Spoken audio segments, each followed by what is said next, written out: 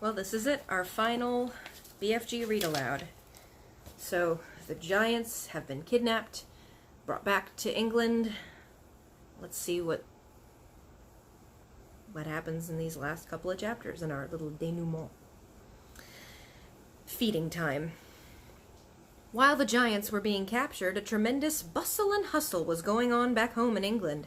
Every earth digger and mechanical contrivance in the country had been mobilized to dig the colossal hole in which the 9 giants would be permanently imprisoned. 10,000 men and 10,000 machines worked ceaselessly through the night under powerful arc lights, and the massive task was completed only just in time. The hole itself was twice the size of a football field and 500 feet deep. The walls were perpendicular, and engineers had calculated that there was no way a giant could escape once he was put in. Even if all 9 giants were to stand on each other's shoulders, the topmost giant would still have some 50 feet away from the top of the hole. The 9 giant-carrying helicopters hovered over the massive pit. The giants, one by one, were lowered to the floor. But they were still trussed up, and now came the tricky business of releasing them from their bonds.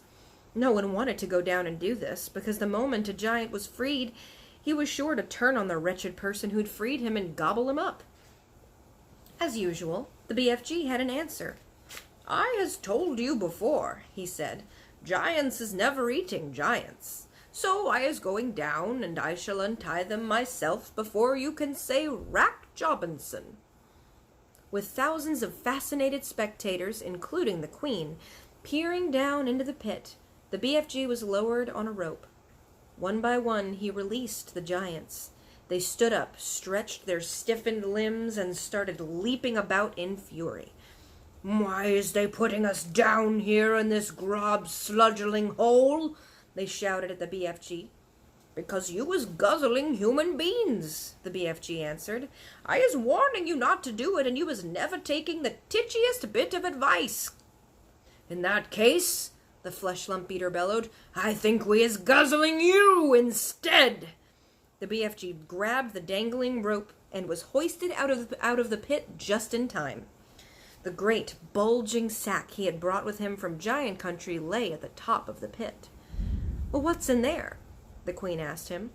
The BFG put his arm into the sack and pulled out a gigantic black and white striped object the size of a man. "Snozcumbers!" he cried. "This is the repulsant Snozcumber, Magister, and that is all we is going to give these disgustive giants from now on."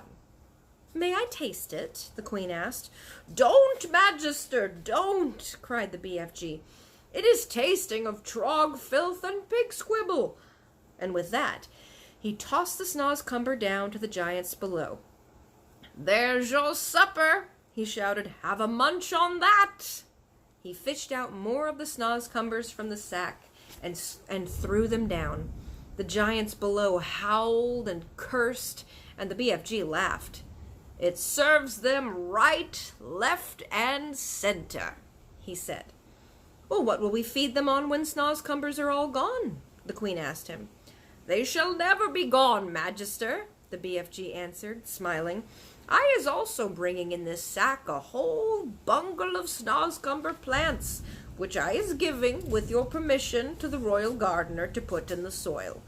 Then we is having an everlasting supply of this repulsant food to feed these thirst-bloody giants on." "What a clever fellow you are," the Queen said. "You are not very well educated, but you are nobody's fool, I can see that." The author. Every country in the world that had in the past been visited by the foul, man-eating giants sent telegrams of congratulations and thanks to the BFG and Sophie. Kings and presidents, prime ministers, and rulers of every kind showered the enormous giant and the little girl with compliments and thank yous, as well as all sorts of medals and presents. The ruler of India sent the BFG a magnificent elephant, the very thing he'd been wishing for all his life. The king of Arabia sent them a camel each.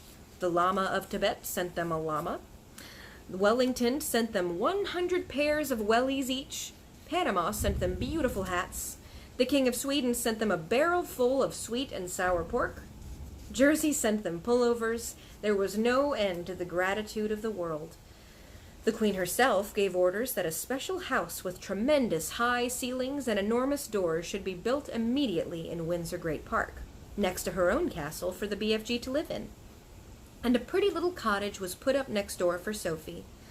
The BFG's house was to have a special dream storing room with hundreds of shelves in which he could put his beloved bottles.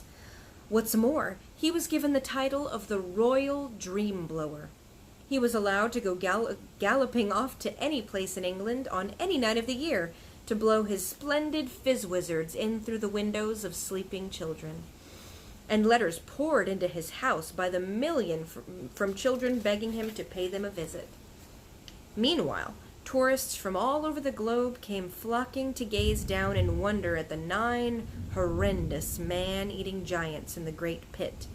They came especially at feeding time, when the snozcumbers were being thrown down to them by the keeper, and it was a pleasure to listen to the howls and growls of horror coming up from the pit as the giants began to chew on the filthiest tasting vegetable on earth. There was only one disaster. 3 silly men who had had too much beer at lunch decided to climb over the high fence surrounding the pit, and of course, they fell in. There were yells of delight from the giants below, followed by the crunching of bones. The head keeper immediately put a big sign on the fence saying, "It is forbidden to feed the giants," and after that there were no more disasters.